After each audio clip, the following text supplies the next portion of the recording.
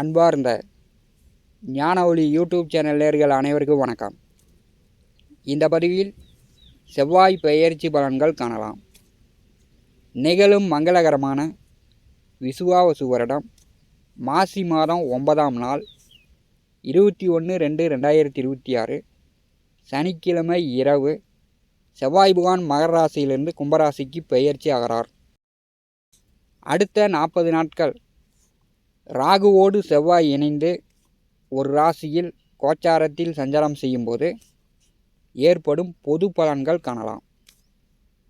கோச்சாரத்தில் ராகு செவ்வாய் இணையும் போது என்ன நடக்கும்? கடந்த 2025ஆம் ஆண்டு ஜூன் மாதம் ராகு பகவானுக்கு செவ்வாய் பார்வையும் குரு பார்வையும் தொடர்பு வந்தது. அப்போது விமான விபத்தில் 140 பேர் மரணமடைந்தார்கள். இதை எல்லோருமே நினைவில் கொள்ள வேண்டும். தற்போது ராகு செவ்வாய் கூடி குரு பார்வையில் இருக்கும்போது மருத்துவ தேவைகள் அதிகரிக்கும். புதிய மருந்துகள் கண்டுபிடித்து சாதனை புரிவார்கள். கடலுக்கடியில் பூமி வெடிப்பு, பூகம்பம், எரிமலை வெடிப்பு உண்டாகும். விவசாயிகள் வறட்சியை சந்திக்கக்கூடும். கால்நடைகளுக்கு தீவன பற்றாக்குறை ஏற்படும். காற்றும் நெருப்பும் ராசியில் கூட்டணி சேரும்போது மலைகளில் காட்டு தீ பிடிக்கும். பெட்ரோல் பங்க், சாலைகளில் வண்டி வாகனங்கள் விபத்துக்குள்ளாகும். பொதுமக்களுக்கு நாய், தேள், போரான், பாம்பு கடிக்கு ஆளாவார்கள். கண்டிப்பாக மக்களுக்கு மருத்துவ தேவைகள் அதிகரிக்கும். செப்டிக் டேங்க், பாதாள சாக்கடை வேலை பணி செய்யக்கூடியவர்கள் கொஞ்சம் கவனமாக இருக்கணும். விஷவாயு தாக்கம். ஆறுபடை முருகன் கோவிலில் சர்ச்சைகள், கலவரம் உருவாக வாய்ப்புகள் உண்டு. அண்ணன் தம்பிகளிடையே, அரசியல்வாதிகளுக்குள் குழப்பம் உண்டாகும். தின்பண்டங்கள், நொறுக்கு தீனி மக்கள் அதிகம் வாங்கி விரும்பி சாப்பிடுவார்கள். பெண்களுக்கு கணவரால், ஆண்களால் அதிக மன உளைச்சல் உண்டாகும். செவ்வாய் ராகு கோச்சாரத்தில் ஒரு ராசியில் இணையும் போது ஏற்படும் பொது பலன்கள். ஒவ்வொரு ராசிக்கும் கும்பராசியில் செவ்வாய் ராகு இணையும் போது ஏற்படும் பலாபலன்கள் விரிவாக காணலாம். மகர ராசி அன்பர்களுக்கு செவ்வாய் பெயர்ச்சி பலன்கள் காணலாம்.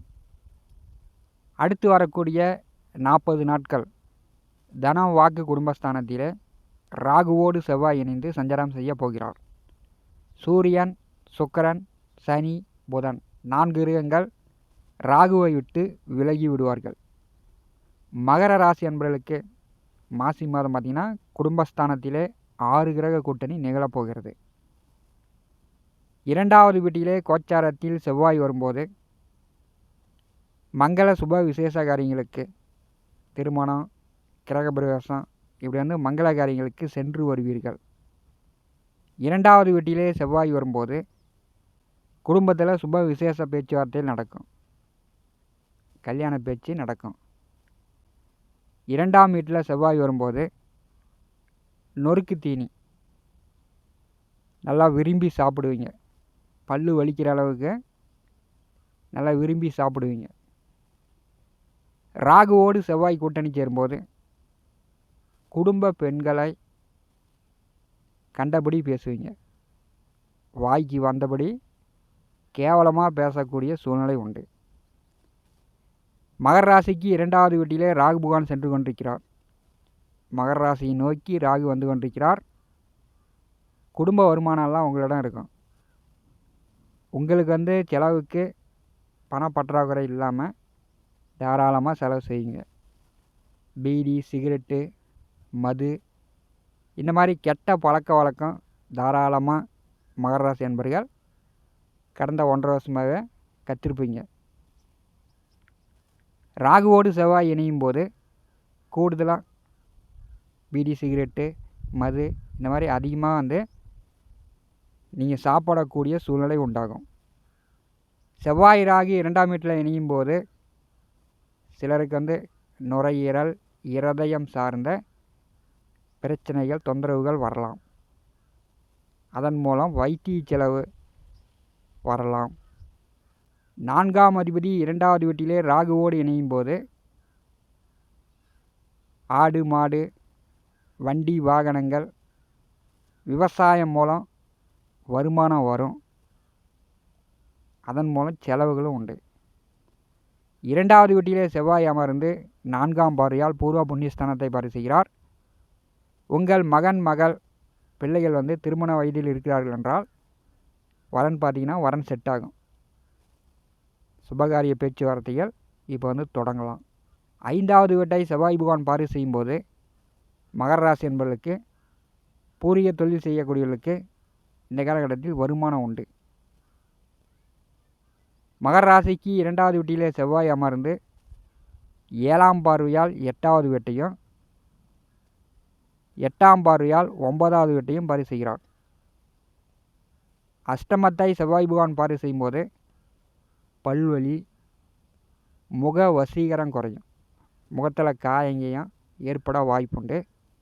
8வது வீட்டை செவ்வாய் பகவான் பார்வை செய்யும்போது வண்டி, வாகன போக்குவரத்தில் பொறுமையாக போயிட்டு பொறுமையாக வாங்க. மற்றவர்களை தேவையில்லாமல் கேவலமாக பேசுறது, அசிங்கப்படுத்துறது, சாபம் விடுறது, இதெல்லாம் மகர ராசி என்பர்கள் அடுத்த 40 நாட்கள் குறைத்து கொள்வது நல்லது. பெண்களை வந்து மரியாதையாக பேசுவது நல்லது. மகர ராசிக்கு 9வது வீட்டை செவ்வாய் பகவான் பார்வை செய்யும்போது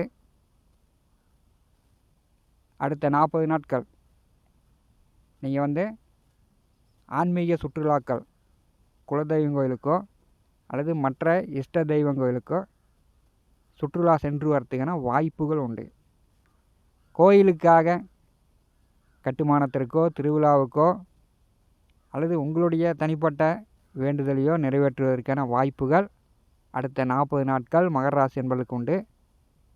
மகர ராசிக்கு 4, 11ஆம் அதிபதி 2வது வீட்டிலே செல்லும்போது அடுத்த 40 நாட்கள் உங்களுக்கு நல்ல தாராளமாக செலவுக்கு பணம் வரும். குடும்ப நபர்களை நீங்கள் வந்து அதிகாரமாக அதட்டி, திட்டி, வாய்க்கு வந்தபடி நீங்கள் பேசி செயல்பட போகிறீங்க. அடுத்த 40 நாட்கள் மகர ராசி என்பர்கள் பேச்சுவார்த்தையில் கவனம் தேவை. நம்முடைய ஞான ஒளி யூடியூப் சேனலை பார்த்து கொண்டிருக்கக்கூடிய அன்பர்கள், இதுவரை சப்ஸ்கிரைப் செய்யாத அன்பர்கள் மறக்காமல் நம்முடைய சேனலை சப்ஸ்கிரைப் செய்து கூடவே இருக்கின்ற ஆல் பட்டன் அழுத்திங்க. நன்றி, வணக்கம்.